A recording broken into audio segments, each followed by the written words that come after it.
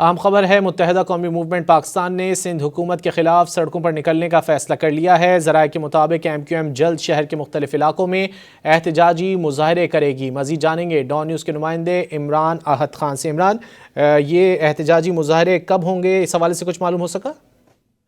دیکھیے، بالکل احتجاجی مظاہرے جلد شروع کیے جائیں گے۔ ایم کیو ایم پاکستان نے سندھ حکومت کے خلاف سڑکوں پہ نکلنے کا یہ فیصلہ کیا ہے۔